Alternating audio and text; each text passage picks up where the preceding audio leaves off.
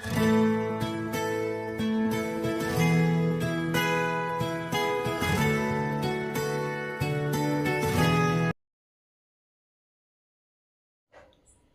కృపా వాక్యం వింటున్న మీ అందరికీ ప్రభు పేరట వందనాలు. పరిశుద్ధ బైబిల్లో నుండి మనం ఒక లేఖనాన్ని మనము చదువుకుందాము. 143 కీర్తన 8వ వచనంలో 4 సంగతులు ఉన్నవి. 4 సంగతులు కూడా మనము ఇందాం. మొదటి మాట మనం జ్ఞాపకం చేసుకున్నట్టయితే, నేను నీ యందు నమ్మకం ఉంచి ఉన్నాను. ఇక్కడ దావీదు అంటున్నాడు, ఏమంటున్నాడంటే, నీ యందు నేను నమ్మకం ఉంచి ఉన్నాను. దావీదు ఎవరినందు నమ్మకం ఉంచాడు? దేవునందు నమ్మకం ఉంచాడు. నీవు కానీ నేను కానీ మనం అందరం కానీ ఎవరి మీద నమ్మకం ఉంచితే మంచిది అని మనం ఒకసారి జ్ఞాపకం చేసుకున్నట్టయితే, దావీదు వలె మనం కూడా దేవునందు నమ్మకం ఉంచాలి.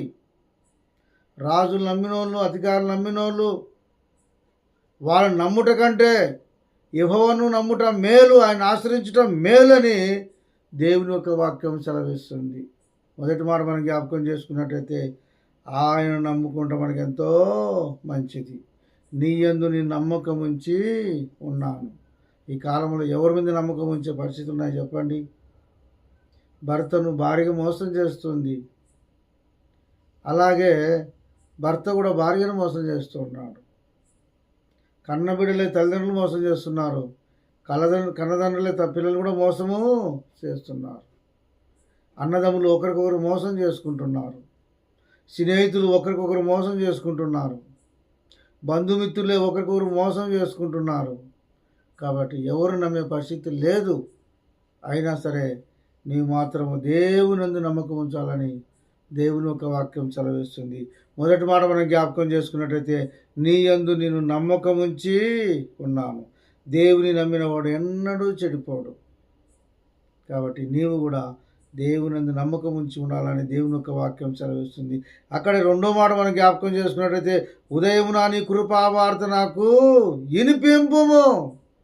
ఉదయమే నీ కృపావార్త నాకు వినిపింపుము.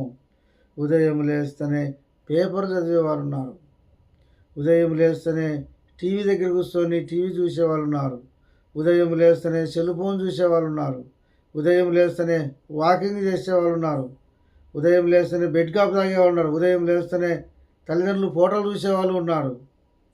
కానీ దావీదు అంటున్నాడు, ఉదయము నా నీ కృపావార్త నాకు వినిపింపము. ఉదయము లేస్తేనే బైబిల్ చదువుట ఎంత ఆశీర్వాదం చెప్పండి. బైబిల్ చదివితే కొత్త కొత్త వార్తలు, కొత్త కొత్త సంగతులు మనకి అర్థమవుతాయి.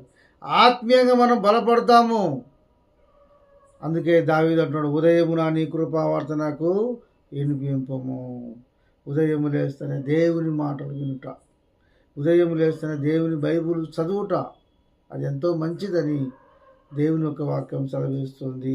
అక్కడే మూడో మాట మనం జ్ఞాపకం చేసుకున్నట్టయితే, నీ వైపు నా మనసు ఎత్తుకొని ఉన్నాను. మన మనసు ఎక్కడుంటే మన ప్రాణం అక్కడే ఉంటుంది. మన మనసు ఎక్కడ ఉండాలంటే ఆయన వైపు ఎత్తుకొని ఉండాల. నీ వైపు నా మనసు ఎత్తుకొని ఉన్నాను. మన మనసు అంతా కూడా దేవుని వైపు పెట్టాల, దేవునందే మన కనుదృష్టి ఉంచాలని దేవుని యొక్క వాక్యం సెలవిస్తుంది. మనం ఉంచుదామా? దావీదు అన్నట్టు నీ వైపే నా మనసు ఎత్తుకొని ఉన్నాను అన్నట్టు మనం కూడా మన మనసు అంతా దేవుని వైపు ఎత్తుకొని ఉందాం. అలాగే మనం ఉండాలని దేవుడు కోరుకుంటున్నాడు. మరొక మాట జ్ఞాపకం చేసుకున్నట్టయితే, నేను నడవలసిన మార్గము నాకు తెలియజేయము.